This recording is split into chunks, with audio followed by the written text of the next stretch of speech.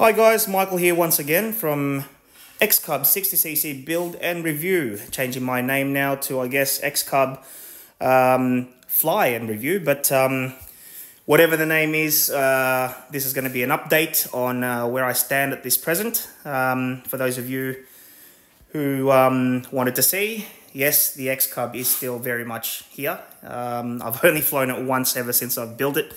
Apart from the maiden flight, so it's flown twice all up. It's just been very difficult to actually get it in the air, as I've had very little time to actually fly it. So the other difficulty I've got in the X Cub is the fact that it is a very big plane. It's 2 meters from tip of the spinner to the vertical stabilizer.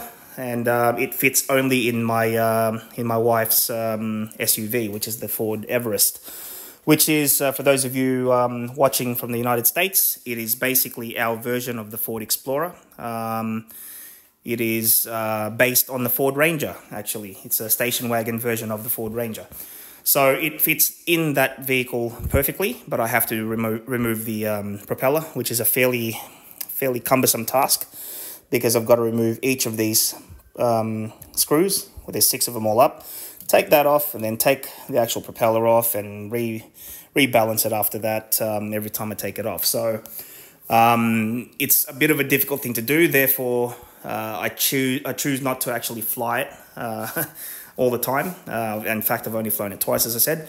I do have a trailer, but it's not rigged for carrying aircraft yet, which eventually I will end up doing that once I decide to join a club. But until then, I'm making do with flying it and sneaking it where I can, which is very difficult where I live, because there's not many places where I live that can actually, that I'll be able to fly this and people will tolerate. So without further ado, I'm going to go on to the topic of today, which is the new with a new Carbon Z Cub or Z Cub SS from E-flite and Horizon Hobbies. So it's another plane that I've purchased from Horizon. I do love their products. I mean, the X Cub is a Horizon Hobbies or Hangar 9, which is from Horizon product, and I've been very, very happy with the performance of that in the 2 times that I've actually flown it.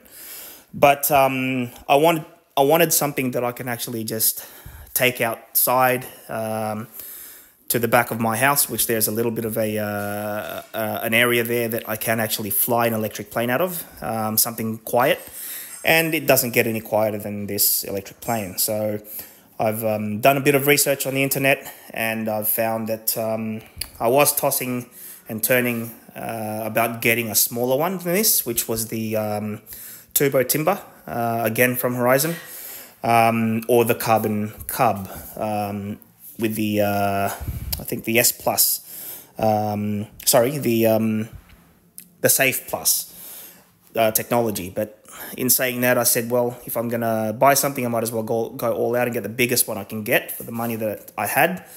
So I decided to get this. Not a cheap alternative, because this does retail for $850 Australian, which is around about 450, I think, in US dollars, which is a lot of money here in Australia. And I think it's a lot of money in the United States as well. So it's not a cheap plane by all means. It is recommended for people on skill level 2. So it's probably not going to be your first plane, although it will make a very good first trainer or first plane trainer.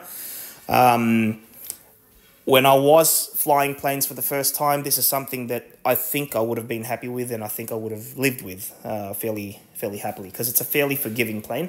As it does illustrate here, it does come with the suspension type undercarriage that is true to life in the Carbon Cub series from Cub Crafters. The X Cub is not like that. It is actually a different type undercarriage. It's a spring type undercarriage, or leaf spring type, and it's like that because they chose to do that because of the flight envelopes that they were trying to achieve, which they wanted this to be the fastest ever Cub ever to fly, which it is. In true to life scale, it does fly, I think, at 150 miles per hour true airspeed, which is fast for a Cub. In the 2 times that I've flown this Cub, it's a very big difference between this and the Super Cub that I used to own. The Super Cub I used to own had that undercarriage, which is that type of undercarriage.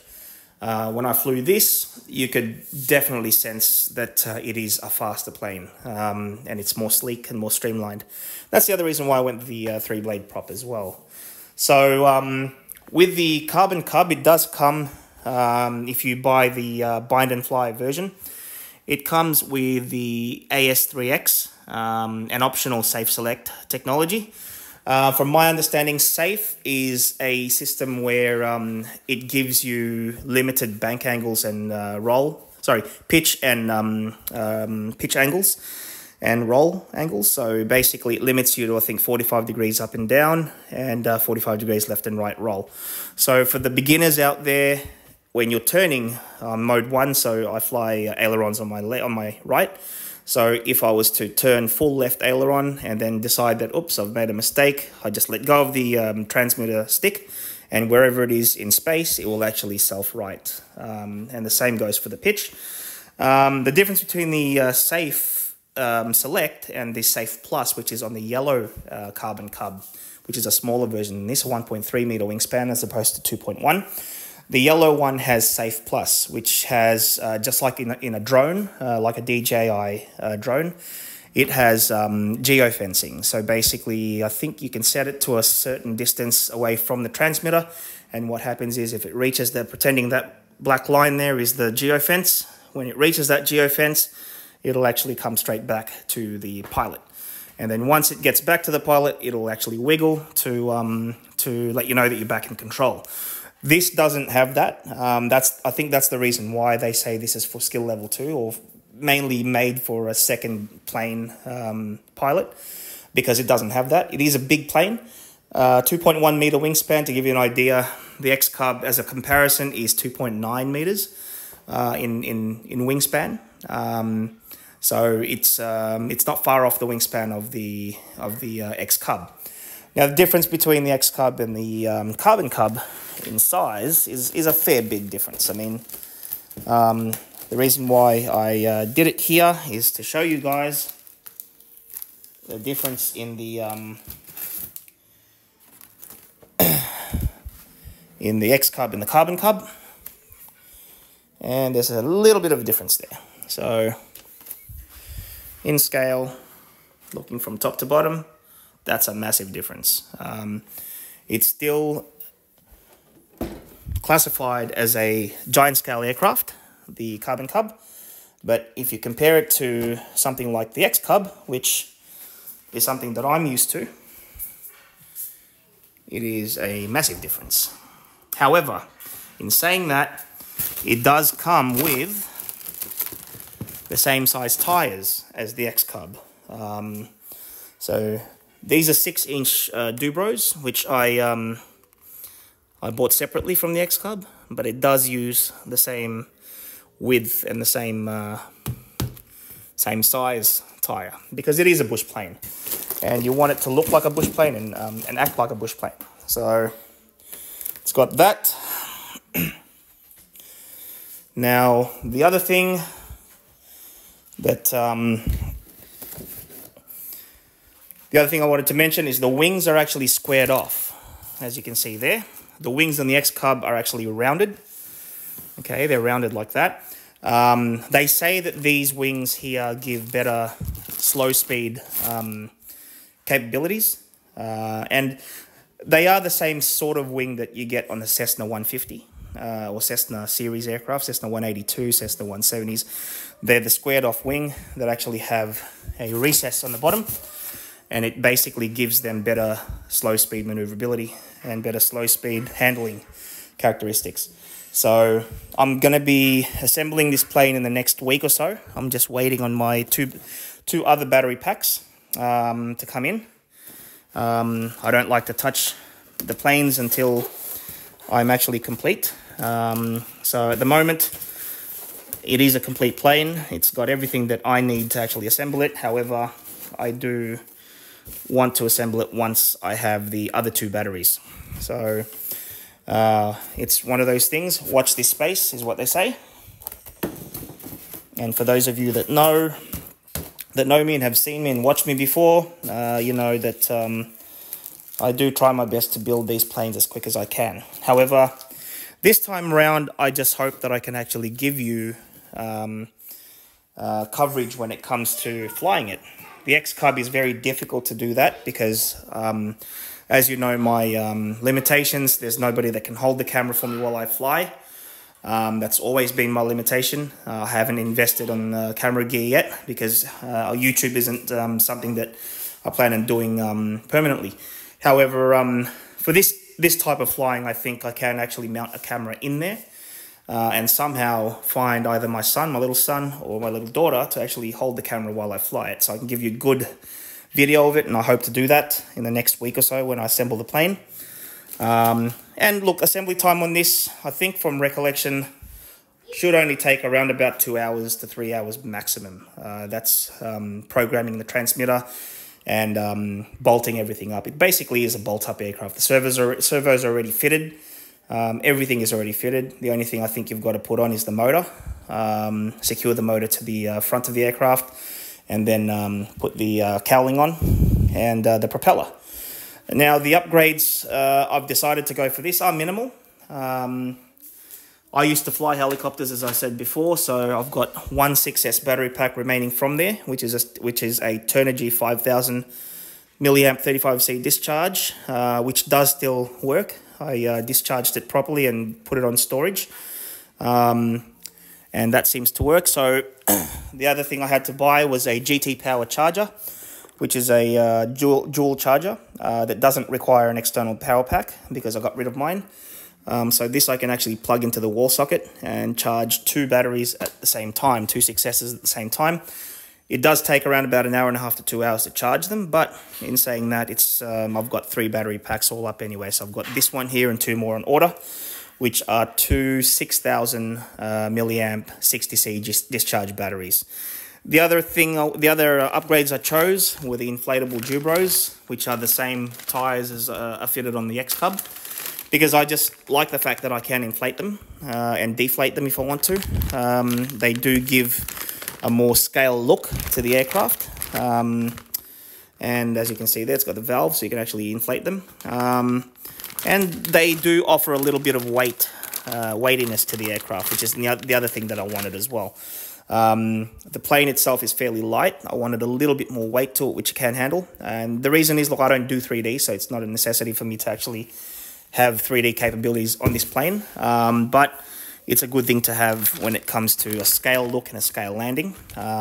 Nothing wrong with the foam tires it comes with, but as I said, they are foam. I wanted rubber, and that's rubber. The other upgrades I wanted to go for was the tail wheel.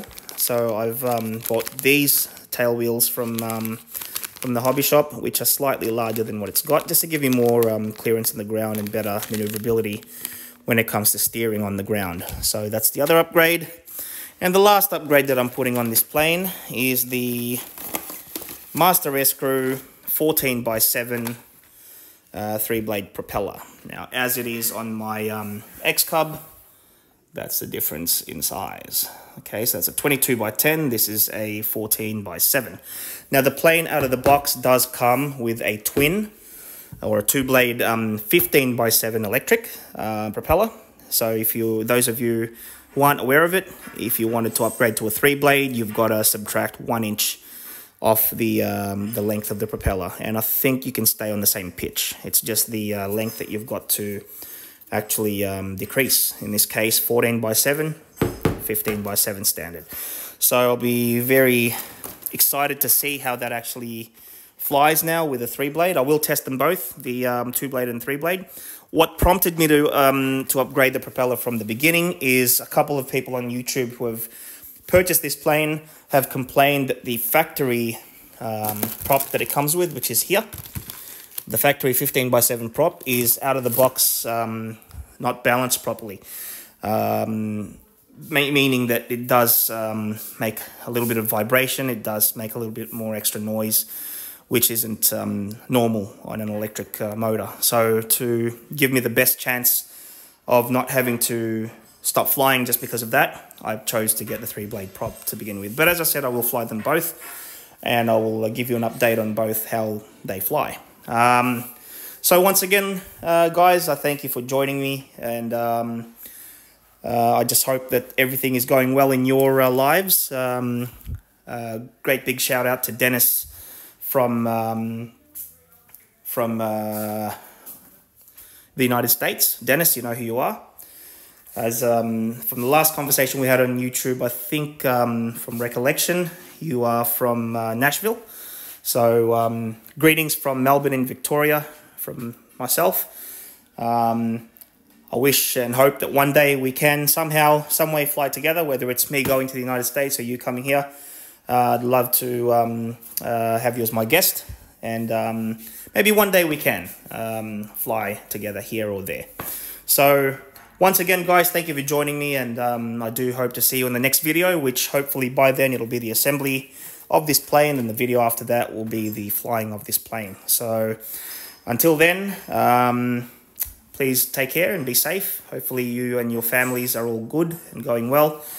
And from all of us here in Australia, I wish you all the best. Cheers.